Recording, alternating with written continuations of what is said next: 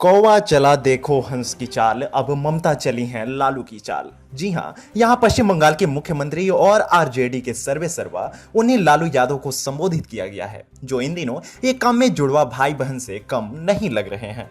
वो काम है भ्रष्टाचार और घोटाले। ममता बनर्जी अब एकदम से लालू प्रसाद यादव मोड में आते हुए एक के बाद एक कर लगातार कई घोटालों को अंजाम देती दिख रही है।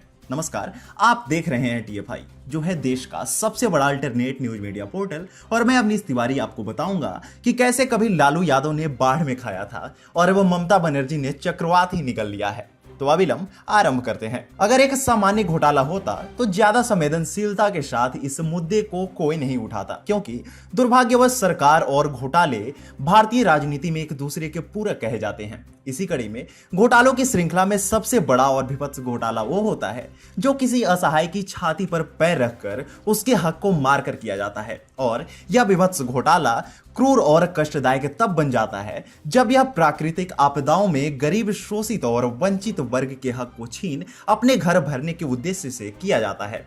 ऐसा ही ये घोटाला लालू यादव ने तब किया था जब बिहार की जनता बाढ़ से त्राहिमाम कर रही थी और लालू अपनी तिजोरी और संपत्ति में एक के बाद एक जीरो बढ़ाते ही जा रहे थे। अब उसी तर्ज पर हालिया घोटाला पश्चिम बंगाल की कथित तानाशाह मुख्यमंत्री ममता बनर्जी ने किया है, जिसके बाद ब से बिहार और ब से बंगाल के बीच एक गहरा घोटाले वाला नाता सामने आ चुका है। दरअसल नियंत्रक और महालेखा परीक्षक ने पश्चिम बंगाल में ममता बनर्जी सरकार द्वारा कोरोना काल में मई 2020 और जनवरी 2021 के बीच चक्रवात अम्फान प्रभावित राज्य की गरीब आबादी के लिए गृह निर्माण अनुदान में 2000 करोड़ रुपए के वितरण में बहुत बड़ी संख्या में अनियमितताओं पर सवाल उठाए हैं।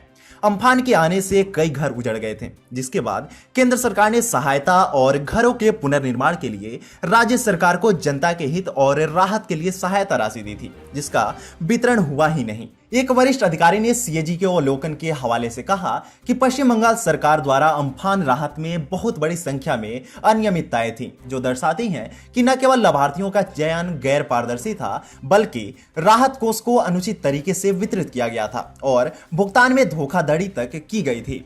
ऑडिटर ने जिम्मेदारी तय करने के लिए सरकारी अधिकारियों के खिलाफ राहत की वितरण की प्रक्रिया और आवश्यक जांच की सिफारिश करते हुए केंद्रीय गृह मंत्रालय को अपनी रिपोर्ट भेज दी है। यह सत्य है कि घोटाले आज की नहीं, बहुत पुरानी बीमारी है, जिसके नियंत्रण के लिए कई बार उच्च स्तरीय कमेटियां गठित की जाती है, पर इस कमेटी के लोग ही अंतोगत्वा भ्रष्ट निकल जाते हैं। ऐसे में किन पर भरोसा किया जाए और किसे विश्वास पात्र माना जाए, यह बेहद जटिल काम है। यह टीएमसी सरकार की नीचता ही है, जो कोरोना और उसके साथ ही एक और अम्फान की मार झेल रहे पीड़ितों के हक का पैसा सीएम ममता और उनके मंत्री और आला अफसर डकार गए। और बेशर्मी ऐसी कि उन्होंने यह भी दिखा दिया कि अधिकांश पीड़ितों को राहत मिल गई है। वास्तव में यह सब था उसके उलट ही। केंद्रीय ऑडिटर की ओर से गृह मंत्रालय को भेजी गई रिपोर्ट में यह बताया गया है कि कलकत्ता हाईकोर्ट के आदेश के बावजूद राज्य सरकार की ओर से राहत वितरण के ऑडिट में सहयोग नहीं मिला। सीएजी ने पाया कि लाभार्थियों का चयन पारदर्शी तरीके से नहीं किया गया। इसके अलावा फंड भी अनुचित तरीके से बांट दिए गए। सीएजी ने पाया कि 1500 से ज्यादा मामलों में लोगों को 94 लाख रुपए का भुगतान किया, जबकि उसके दावे इस आधार पर खारिज हो चुके थे कि मौके पर कोई नुकसान नहीं मिला। इस देश की कितनी बड़ी विडंबना है कि जहां एक पत्ता न गिरा, उसे बाढ़ प्रभावित बनाकर उसे सहायता राशि आवंटित कर दी गई और मूल रूप से त्रस्त और जिनके घर उजड़ गए उन लोगों को राशि का र भी नसीब नहीं हुआ। यह बिल्कुल 2004 के उस बाढ़ राहत घोटाले की पुनरावृत्ति है जो बिहार में आरजेडी ने की थी, जिसका निर्देशन स्वयं आरजेडी सुप्रीमो और तत्कालीन रेल मंत्री लालू प्रसाद यादव ने किया था। सुशील मोदी ने बाढ़ राहत घोटाले के बारे में जानकारी देते हुए कहा था कि केंद्र ने बाढ़ राहत के लिए बिहार को 400 करोड़ रुपए की सहायता राशि दी थी, लेकिन चारा घोटाले की तरह कोई राहत सामग्री नहीं खरीदी गई और फर्जी बिल से आरजेडी नेताओं ने राहत राशि हड़पने का जबरदस्त घोटाला किया। पश्चिम बंगाल में भी आपदाओं के डबल अटैक के समय पुनः इस रीत को टीएमसी और ममता बनर्जी ने बखूबी निभाया और अम्फान में ममता बनर्जी ने बिना तथ्यों और अवैध ढंग से सहायता राशि को घोटाले में परिवर्तित कर दिया। जो सहायता जहां पहुंचनी चाहिए थी, वहां कभी पहुंची ही नहीं। इस घोटाले को बीते वर्ष गृह मंत्री अमित शाह ने भी उजागर करते हुए टीएमसी सरकार पर निशाना साधा था। केंद्रीय गृह मंत्री अमित शाह ने अम्फान तूफान की सहायता राशि में किए गए घोटाले को लेकर ममता सरकार पर निशाना साधा था। उन्होंने कहा था कि नरेंद्र मोदी सरकार ने 10,000 करोड़ रुपए की सहायता राशि भेजी थी, लेकिन पश्चिम बंगाल के लोगों को कुछ नहीं मिला। उन्होंने आरोप लगाया कि भतीजा एंड कंपनी ये पैसा खा गई। उन्होंने भतीजा अर्थात ममता बनर्जी के भतीजे अभिषेक बनर्जी को संदर्भित करते हुए यह बात कही थी।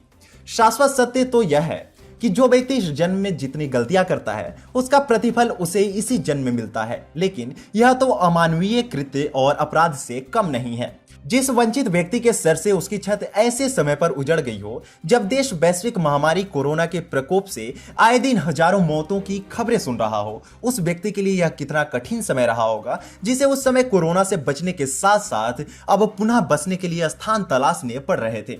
ऐसे मजलूमों की बद्दुआएं बहुत लगती हैं। यकीन न हो तो लालू प्रसाद यादव की वर्तमान यथास्थिति देख लीजिए, शायद आंखों का मरा हुआ पानी जीवंत हो जाए।